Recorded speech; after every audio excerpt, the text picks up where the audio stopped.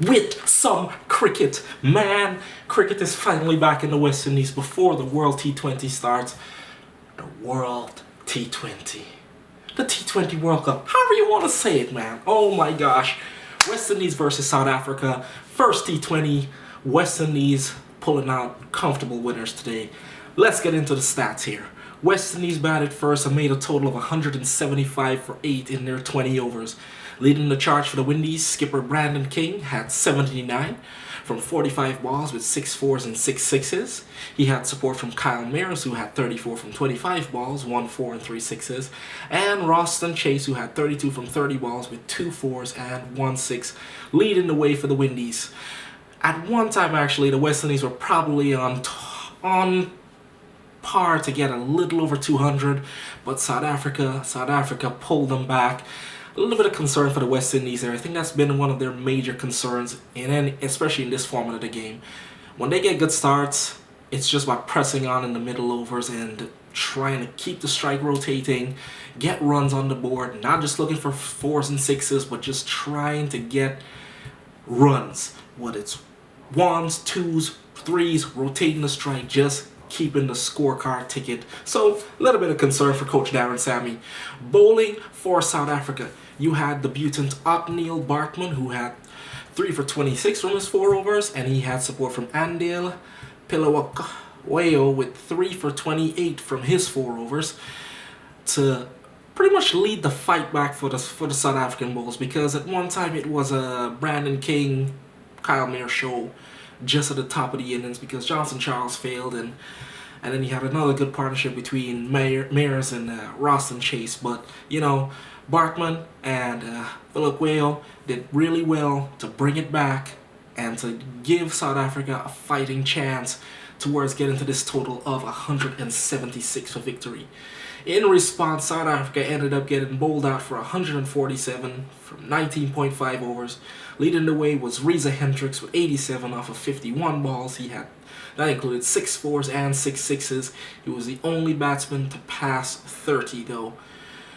Bowling for the West Indies, you had Matthew Ford with 3 for 27 from 2.5 overs. Gudakesh Moti with 3 for 25 from 4 overs. And Obid McCoy with 2 for 15 from his 3 overs to lead the charge for the Windies. Now, you gotta keep in mind, with both these sides, they're playing with individuals who are not all in the World Cup squad, but some of them are. So this is like good match practice for them, you know, getting them ready. Who's not in form will have an opportunity to be in form. So it's good to see Hendricks come out, put his hands up and say, hey, I'm gonna bat. He almost batted through the innings. So, but it's good to see him put his hands up. Nobody else really stuck around. Every time something looked good, wickets fell. So for the West Indies, the good thing is, hey, well, they held their catches, and what else? Bowled well. They figured out how to bowl well. South Africa's approach in the bowling was short at King, and King just capitalized over and over and over again. And the ball that got him out was a full ball. Just saying. And, you know, for the West Indies, it was just, they manipulated the ball well in regards to how they spun it.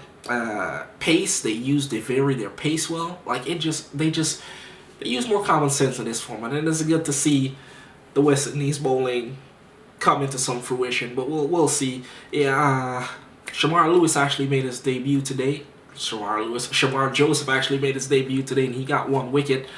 But you know, it's good. It's gonna be interesting to see how these teams go forward, especially the people who are, you know, in the World Cup side for their respective countries, whether the West Indies or South Africa. It's going to be interesting to see if they continue to, I guess, continue in that rich vein of form, because that's basically what you're looking for here. This is just a tune-up for the World Cup. But hey, like I said, that's just the way I saw it, man. I saw a West Indies side that, even though they didn't get to that par score that they needed, they got a reasonable score on the board, and then they defended it. South Africa got to work on their batting. West Indies got to figure out those middle overs, how to keep the scorecard ticking over. Their bowling seems to be in fine touch, feeling not too worried about it, you know. But Gotta say, hats off to the West Indies for winning. Hats off to Brandon King for leading his side from the front as a skipper. But hey, you know, that's just how we do it here on We Talk Cricket. Look, if you want to get the best fans' perspective, you know where to go. And you know where to come. It's right here on We Talk Cricket. And until next time, my peeps, later.